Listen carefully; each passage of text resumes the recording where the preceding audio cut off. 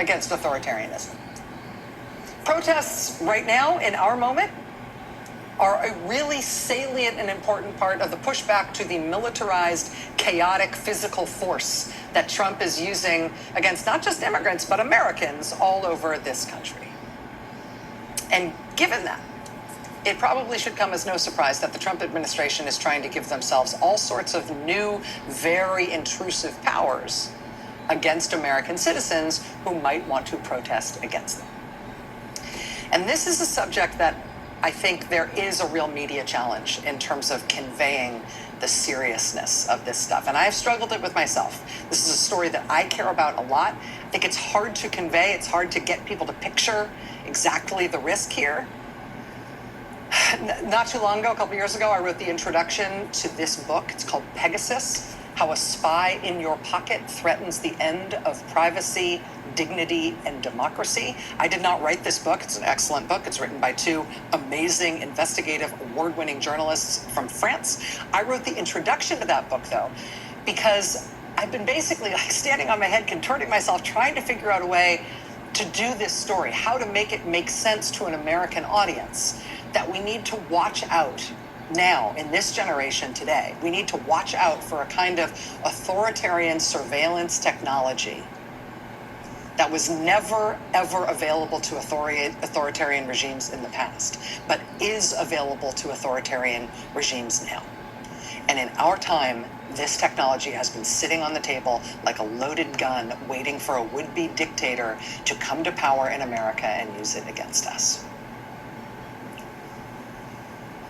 You may remember when the Washington Post columnist and longtime Saudi journalist Jamal Khashoggi was kidnapped and murdered. You may remember the salient detail that they cut up his body with a bone saw. Responsibility for Khashoggi's murder has been laid squarely at the feet of the Saudi government.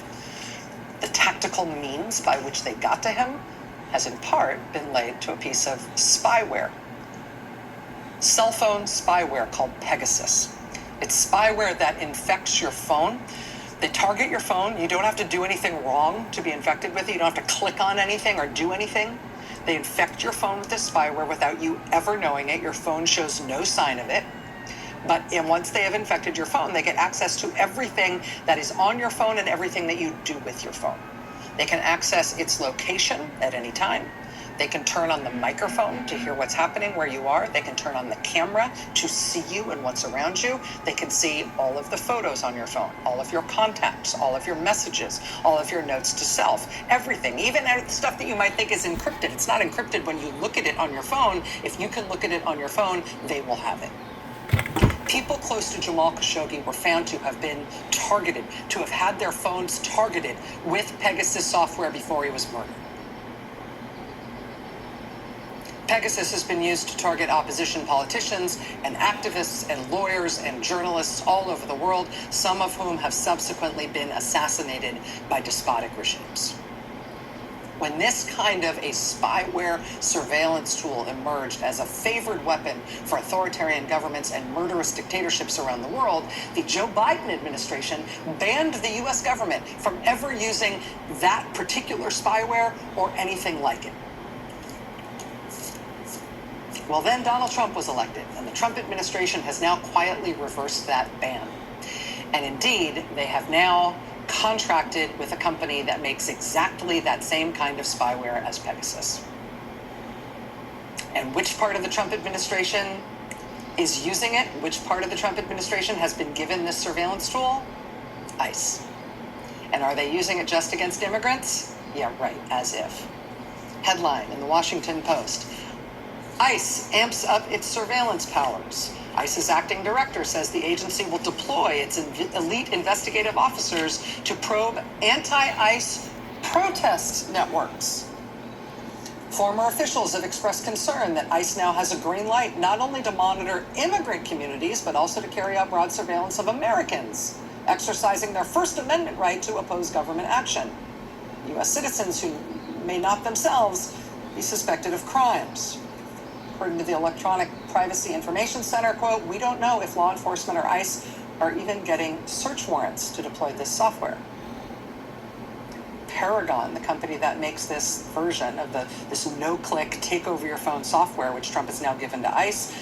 Paragon software has been used by the Italian government to infect the phones of opposition politicians and activists who help immigrants. Penlink, another surveillance company that provides real-time location data about you to the government without a warrant.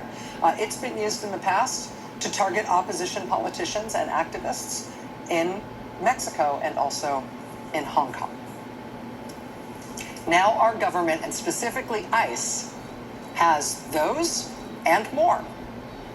Again, supposedly to use in their, mission against immigrants, but also apparently to use against Americans who are protesting against them.